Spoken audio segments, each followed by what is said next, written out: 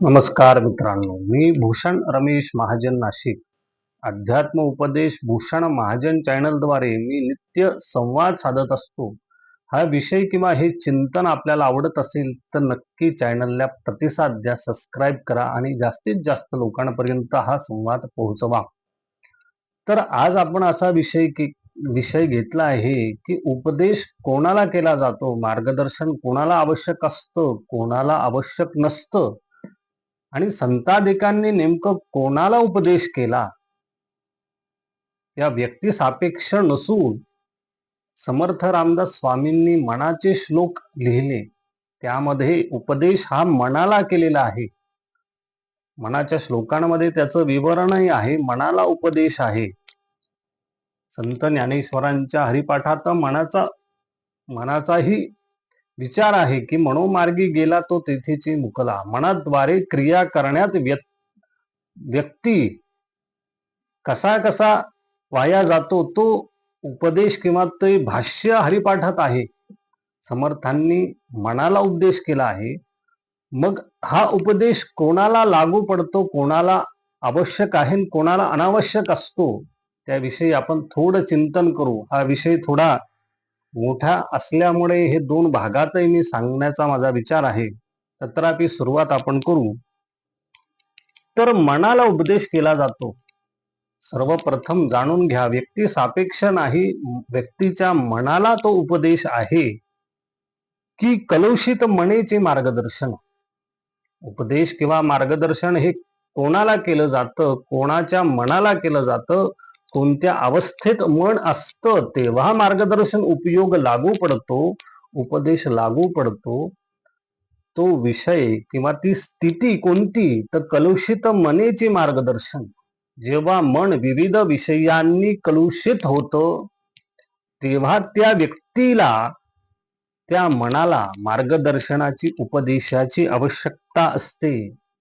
अन्यथा विवेचन कोण ऐकी, अन्यथा तुमचं कोण ऐकून घेणार, किंवा कोण निरूपण किंवा प्रवचन हे माध्यम ऐकणार कोण? ज्याचं मन कलुषित आहे, जो संकटाने ग्रस्त आहे, त्यातून बाहेर पडण्याची ज्याची इच्छा आहे. थोडक्यात कलुषित मनाला उपदेश केलेला असतो. म्हणून समर्थांनी मना सज्जना भक्ती पंथेची जावे, मनाला उपदेश केलाय की तू मना भक्ती पंथेची जावे. हा मनाला उपदेश असतो, हे लक्षात घ्या. आणि ज्यांचं दृढ भाव असतो कर्मरूप मनांतरी, व्यक्तीचं मन निर्मळ असतं, कुठलीही विवंचना वंचना त्यांच्या मनामध्ये नसते, असा जो व्यक्ती असतो तो कर्मा अनुरूप सगळ्या गोष्टींचा विस्तार त्याच्या मनामध्ये होत असतो आणि तो त्या मनाद्वारे प्रगती त्याची होते आणि मार्गोपरती त्याला मनामुळे मिळते. अशा व्यक्तीला उपदेश आवश्यक नाही. ज्याचं मन स्थिर आहे, निर्मळ आहे, अशा व्यक्तीला उपदेश लागू पडत नाही, गरज नसते. पण कलुषित मन असेल, संभ्रम अवस्था निर्माण झाली असेल तर उपदेश केला जात असतो. कारण मनुष्याच्या आयुष्यामध्ये विपरीत प्रसंग येतात. त्या प्रसंग अनुरूप विविध शंका येत असतात. त्या शंका आल्यानंतर मार्ग संमती मिळणं अवघड होऊन जातं आणि मग हे विचारधन मागी, मग हे उपदेशात्मक मार्गदर्शनात्मक विचारांचं धन त्या व्यक्तीला आवश्यक असतं. मग अशाच व्यक्तीला तो उपदेश केला जातो, ते मार्गदर्शन केलं जातं, त्यातून तो बाहेर पडत असतो. कारण मनच सक्रिय असेल तरच कर्माला गती मिळते. कोणतेही कर्म किंवा व्यवसाय व्यवहार किंवा नित्य कर्मामध्ये तुमचं मन किती टक्क्याने त्या कार्यामध्ये सक्रिय सहभागी आहे, यातून ते कर्माला गती मिळते. ते कर्म उभं राहत असतं. मग विरोधाची गरज न कोणाची. मन जर सक्रिय सहभाग त्या कर्मामध्ये असेल तर विरोधकांची गरज पडत नाही. विरोधक असले तरी त्यांना तिथे नमवलं जातं, कारण मन 100% त्या कर्मात सहभागी असतं. म्हणून मनाला उपदेश केलेला असतो. उपदेश तेने मनाचे कार्य न जाणे. मनाचे कार्य जर कोणी जाणत नसेल, उपदेशात्मक असतं, तर कर्म व्यवहारही घडणार नाही.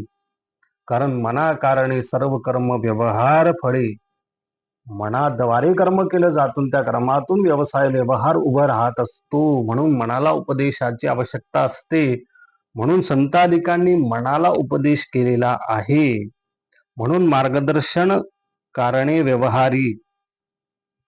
म्हणून व्यवहार कर्मात जेव्हा प्रसंग अनुरूप व्यक्तींमध्ये अधोगती व्हायला लागते, त्या व्यक्तीला म्हणजेच त्या व्यक्तीच्या मनाला उपदेशाची गरज असते. परंतु कलुषित मन जेव्हा संभ्रम अवस्था निर्माण होते त्या व्यक्तीची, तेव्हा त्याला उपदेशाची मार्गदर्शनाची गरज असते त्या मनाला. म्हणून मनाला उपदेश केलेला आहे.